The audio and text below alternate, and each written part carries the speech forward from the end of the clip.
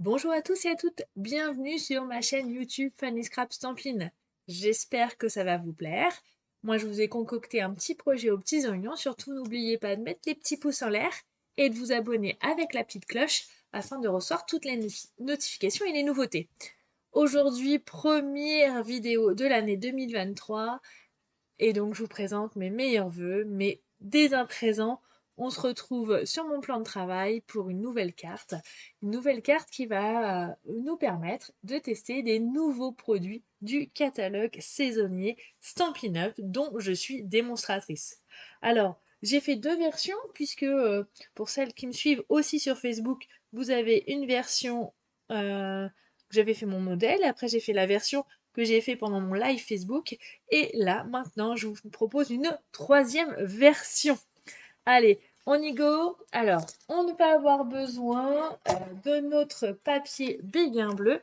Et dans le papier béguin bleu, on va faire un rectangle d'une dimension standard de 14,8 sur 21 cm.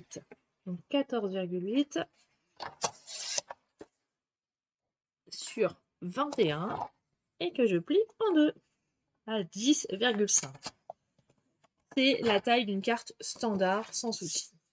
Après, on va prendre du tellement safran, un jaune pâle, et on va faire un rectangle de 9,5 cm sur 13,8 cm.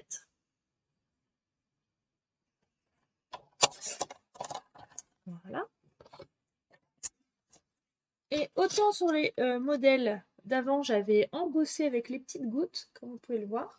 Là, pour changer, on va pas mettre de petites gouttes parce que j'ai envie d'un environnement plutôt non pluvieux, on va dire. Hop là. Je colle en laissant un encadrement tout autour pour faire du matage. Pardon. Après, je vais venir prendre du papier brune dune dans laquelle je vais tamponner la porte que vous pouvez retrouver dans le set de tampons Bienvenue chaleureuse. Alors, est-ce que sur ma chute, je vais avoir assez de place? Oui, nickel. Et pour cela, je prends mon encre Stazen noire.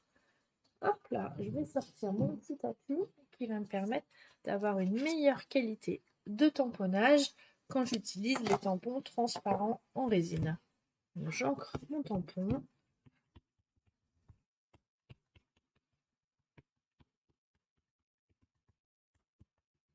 Hop là.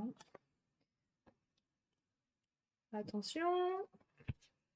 Puis, et normalement, tout est bon. Nickel chrome. Parfait. Une fois que j'ai tamponné, je vais pouvoir utiliser la découpe assortie. Comme vous le savez, chez Stampin' Up, la majorité des tampons sont assortis au dies. Et donc, je vais pouvoir découper nickel chrome ma porte. Je sors ma machine de découpe. Et on est parti. J'espère que vous avez passé de bonnes fêtes. Moi, j'ai eu l'occasion de partir quelques jours au ski. Et oui, j'ai eu de la neige. Et donc, j'avais envie de faire cette porte. Et en même temps, ça me permet aussi de vous inviter à ma porte ouverte pour le lancement du catalogue saisonnier le 14 janvier. Alors, soit vous êtes proche de moi et vous venez me voir, il n'y a aucun souci, vous m'envoyez un petit message privé pour me dire si vous venez plutôt le matin ou l'après-midi. Et si vous êtes trop loin, eh ben, dites-le moi aussi parce que du coup, je vais faire un petit événement spécial rien que pour vous. Maintenant que j'ai suffisamment de place pour faire vous recevoir et faire les vidéos en même temps, ça va être une belle opportunité. Là, vous voyez, je mets le petit rectangle à l'intérieur pour faire le fait que ma porte soit ajourée. Hop là. Hop là. J'ai déjà la base de ma porte. avant de la coller, je viens reprendre avec mes crayons aquarelle et je vais, alors, comme vous voulez, mais là, pour changer, je vais colorier l'extérieur de mes petites portes là. Et après, je vais venir, alors j'ai pas besoin d'être super précise parce qu'après, je vais venir estomper avec mon crayon estompe pour avoir un rendu plus fondu et plus parfait. Donc on y va.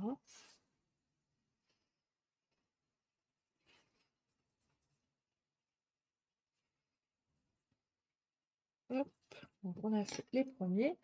Mon petit crayon estompe. Alors le crayon estompe, ils sont vendus par lot de 3 au prix de 14,75 € que vous pouvez retrouver dans ma boutique en ligne. Et il y a même sur ma chaîne YouTube, vous pouvez retrouver un zoom produit exclusif sur ce produit qui est là depuis plus de 10 ans dans le catalogue et qui est toujours aussi magnifique et qui permet, comme vous allez pouvoir le voir, d'estomper la couleur pour avoir un rendu plus fondu, plus uni et plus naturel. Regardez, c'est magique. Toutes nos traces de crayon disparaissent. Alors si vous ne l'avez pas encore dans votre matériel de base, moi je vous encourage à l'avoir. Et si vous avez des enfants ou des petits-enfants ou des neveux et des nièces qui aiment colorier, c'est aussi un bel outil d'apprentissage du coloriage pour avoir un joli rendu. Et là je vais venir juste faire un petit peu plus léger avec du marron qui s'appelle je crois que c'est je sais plus le nom, en anglais c'est Cajun Craze, je suis pas sûre que mon accent anglais soit le bon, mais un marron un peu plus lumineux. Voilà, je viens de nouveau estomper. Alors pour nettoyer votre crayon estompe, juste un papier de brouillon et en fait on estompe la couleur. Alors à l'intérieur il y a une solution spéciale. Je peux pas vous dire exactement ce que c'est un secret de fabrication Stampin' Up, mais franchement c'est juste une tuerie et en plus ça s'use pas. C'est génial. Donc on va pouvoir venir coller notre porte ici. Par contre, je vais venir la coller avec de la mousse 3D. Alors pour gagner un petit peu de temps, on va tricher et on va prendre la bande sur le bord là. Hop, comme ceci. Et on va faire un petit rappel ici.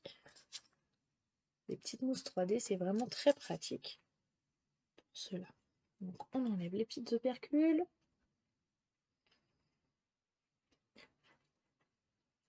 Si vous n'avez pas d'ongles, n'oubliez pas votre outil touche à tout. On va le mettre comme ceci. Voilà. Et vous voyez, le fait de faire sur mousse 3D, ça donne un petit peu de profondeur. On va venir prendre, on va mettre de côté et on va venir prendre une chute de papier blanc.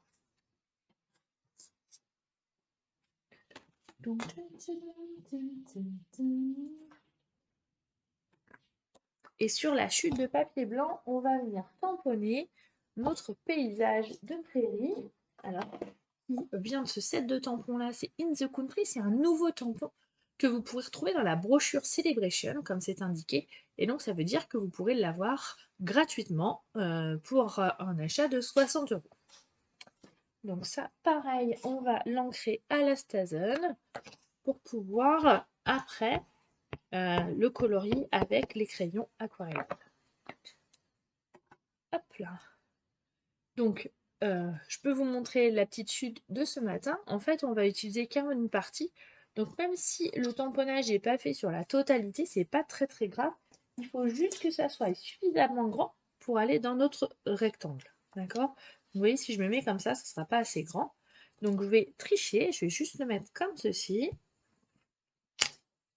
Voilà. Parfait. Et je vais venir découper la partie qui m'intéresse. Alors moi j'aime bien garder l'idée du chemin. Alors on peut bien évidemment le repasser à la machine de découpe. Et vous voyez ce dies il est vraiment très complémentaire puisqu'il vous permet de faire l'intérieur mais aussi la décoration de votre vue de porte. Hop là, ça c'est bon, on y va. On va le mettre sur le bord comme ceci. Parfait, je remets ma petite plaque. Et je fais un tour de manivelle.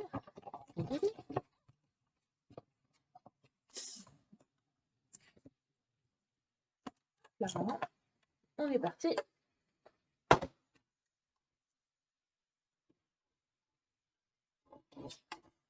Voilà. Et ce qui permet, le fait de l'avoir découpé au préalable, en fait, comme ça, on va découper uniquement, n'importe quoi, colorier uniquement ce qu'on a besoin et sans perdre de temps. Donc, on va faire les petits tronçons d'arbres pour la haie en marron. Et donc, je vais venir reprendre les couleurs que j'ai déjà faites sur mes portes. Ça fait un rappel de couleurs. Je vais faire en vert foncé les arbres. On pourrait imaginer le faire en différentes couleurs. On peut aussi imaginer, là j'ai fait, parce que quand je suis allée au ski, il n'y avait pas beaucoup de neige, mais si vous voulez faire un environnement enneigé, vous pouvez aussi. Et là, avec le vert un petit peu plus ton jaune, je vais faire la prairie, un petit bout là. Je vais venir faire un petit rappel de vert sur la bordure là. Et pour finir, on va faire le chemin légèrement grisé. Voilà, parfait. Et sans oublier mon petit crayon à estompe qui va me permettre de lisser mes couleurs pour avoir un meilleur rendu. N'oubliez pas de nettoyer votre pointe quand vous changez de couleur, sinon ça va baver, hein, sauf si c'est l'effet escompté. Parce que là, vous voyez, je mélange volontairement pour que ça fasse une nouvelle nuance de vert. Et je viens finir avec mes sapins.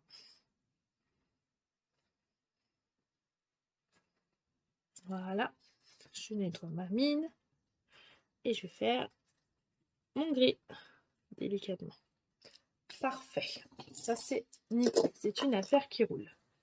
Je viens reprendre ma base de cartes et je vais tout simplement coller à l'intérieur. Alors cette fois-ci, j'ai collé avec de la colle classique sans forcément faire de relief. Hop là. Voilà, parfait. Afin de rendre un petit peu plus gai le fond de ma carte, je vais utiliser le tampon petit cœur que vous retrouvez également dans ce set de tampons Bienvenue Chaleureuse.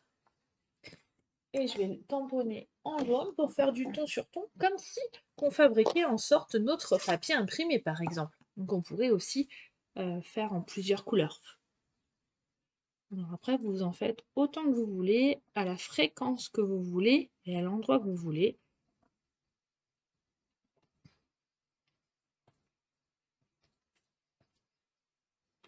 Hop là. On continue. Oui, c'est sympa, hein. Du coup, avec le même matériel, on peut faire plein de choses. On peut aussi faire en deux tons, par exemple. Là, je vais le laisser sortir puisque je vais profiter qu'il est sorti pour faire mes fleurs. Et les fleurs, c'est dans un nouveau set de tampons qui s'appelle Petal Park, à la référence 571. Et j'aime beaucoup puisque vous avez les tampons et vous avez la perforatrice coordonnée. Ça, c'est le top de chez Top. J'adore Stampin' Up pour ça, la coordination entre les tampons, les perfos ou les dies. C'est vraiment génial. On gagne un temps de fou. Là, je tamponne. Bon, j'ai le mot bienvenue, mais c'est pas grave. Je l'avais oublié de l'enlever. Je l'avais collé là pour ne pas le perdre tout à l'heure. Mais comme on va venir faire à la perfo, on s'en fiche un petit peu. Donc là, on fait bien en face. Vous voyez, je me mets toujours sur l'envers pour utiliser la perforatrice. Hop, ça, c'est bon. Je vais profiter d'avoir encore mon Stampin' Spirit, c'est que je vais, première chose, je vais mettre un petit peu de paillettes avec le Wink Up Stella. Et je vais utiliser la petite pointe, mais vous l'avez aussi sur l'outil touche à tout. Elle est où ma mine? L'embout. Je ne l'ai pas à portée de main, mais vous avez un embout avec une boule. comme ceci un petit peu, et vous appuyez sur le milieu pour donner du volume à votre fleur. Voilà, on est bon. On avance doucement mais sûrement. Après, avec une chute de papier blanc, on va fabriquer notre petite... On va utiliser plutôt celle-ci. On va fabriquer l'étiquette. Et donc, hop là, on va faire 1,4 cm pour que ça puisse aller dans cette nouvelle perforatrice que je vais vous montrer. Regardez-moi ça, comment elle est magnifique celle-ci. Pour faire des étiquettes, et comme ça, vous avez toutes les dimensions. Et vous choisissez soit ondulé, soit un peu style ticket de métro. Donc après, c'est à vous de choisir ce que vous préférez. Ah, je ne l'ai pas ouverte, donc forcément, ça va beaucoup moins bien marcher.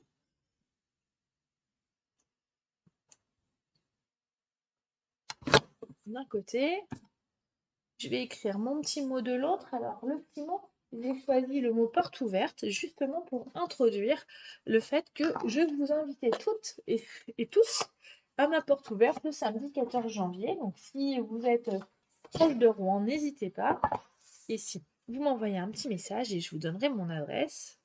Peut-être que c'est la première fois que vous voyez mes lives, ma vidéo, et donc pourquoi pas faire connaissance. C'est top, j'adore. Le petit mot porte ouverte. En plus, ça va bien avec l'esprit de la porte ouverte, hein, bien évidemment. Si j'avais voulu le faire, j'aurais pas réussi. Je vais couper l'excédent et je vais le repasser dans la machine. La petite perfo. Alors, hop là. J'aurais peut-être dû couper avant. Mais ouais. C'est un peu trop petit. Alors, comment je peux faire? Ah, je vais vous montrer une petite astuce, ça va profiter. J'ai trouvé cette astuce il n'y a pas très longtemps. Donc, j'utilise du scotch repositionnable. Et en fait, je vais fabriquer une rallonge. Je ne sais pas si je suis très claire. En fait, je le mets comme ça. Je le colle au bout de mon étiquette, là, pour le côté déjà fait. Je le plie en deux, ce qui va permettre de, on va dire, de se coller ensemble. Et comme ça, j'ai une rallonge à mon étiquette. Et je vais pouvoir l'insérer au milieu tout en le tenant. Et j'ai plus qu'à appuyer et l'affaire est réglée. Et comme c'est du scotch repositionnable, je peux le réutiliser plein de fois. Il faut juste que vous le mettiez de côté. Pas mal, hein? Alors, cette astuce, vous la connaissiez? Maintenant, je vais faire la même chose dans une chute de papier brune. Un petit côté matage à mon étiquette.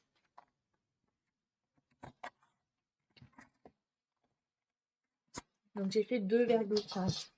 Et du coup, ça prend la plus grande largeur. Voilà, parfait. Je vais faire un petit peu plus petit. Est-ce que ça va tenir? Sinon, je vais réutiliser ma petite rallonge que j'ai fabriquée tout à l'heure. Non, ça va. Parfait. Et donc, je vais venir tout simplement coller l'étiquette au milieu sur de la petite mousse 3D, bien évidemment. N'hésitez pas à mettre en relief hein, les petites choses. Ça donne vraiment du cachet à votre carte. Et souvent, les gens qui les reçoivent sont subjugués.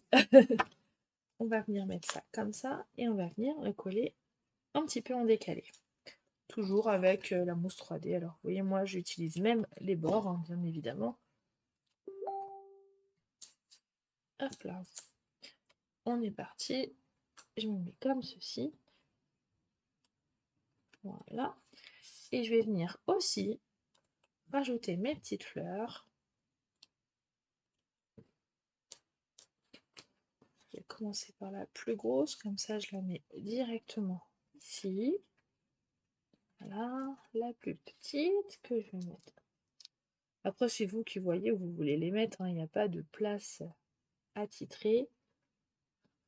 Et la dernière, je joue juste sur le fait qu'il n'y a pas d'alignement, tout simplement.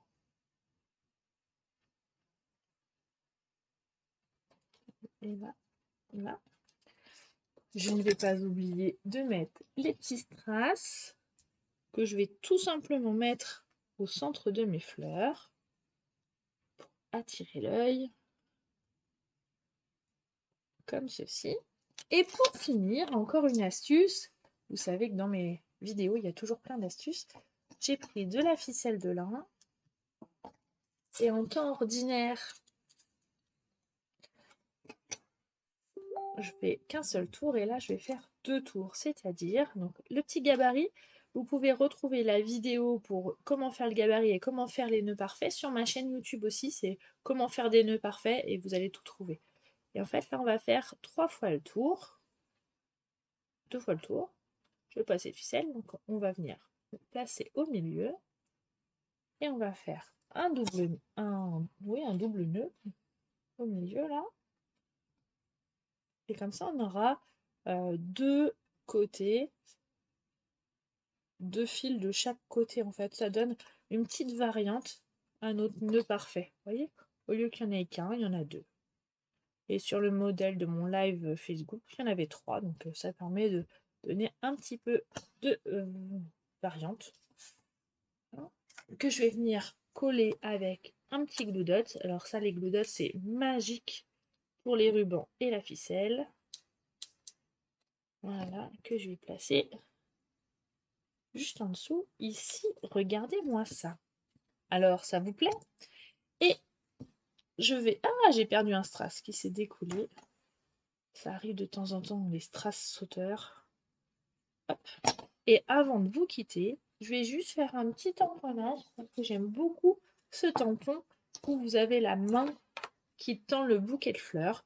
Et je vais tout simplement le tamponner à l'intérieur de ma carte. Souvent, quand on envoie une carte, on ne peut pas forcément envoyer des fleurs ou vice-versa. Et du coup, ah, j'ai pas pris mon tapis. Hop là, mon petit tapis. Et je vais le tamponner là.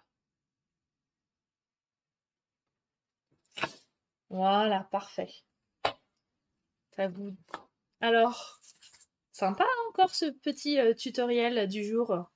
Qu'en pensez-vous? N'hésitez pas en commentaire de me dire si vous avez aimé, si vous avez apprécié, si vous avez aimé ma petite astuce de la rallonge au papier de masquage, au scotch de masquage. Est-ce que vous avez aimé mon petit gabarit et mon double nœud qui est là? Dites-moi tout, mettez les petits pouces, abonnez-vous et je vous dis à bientôt. Ciao, ciao, ciao, ciao. Bisous, bisous. Tum, tum, tum, tum.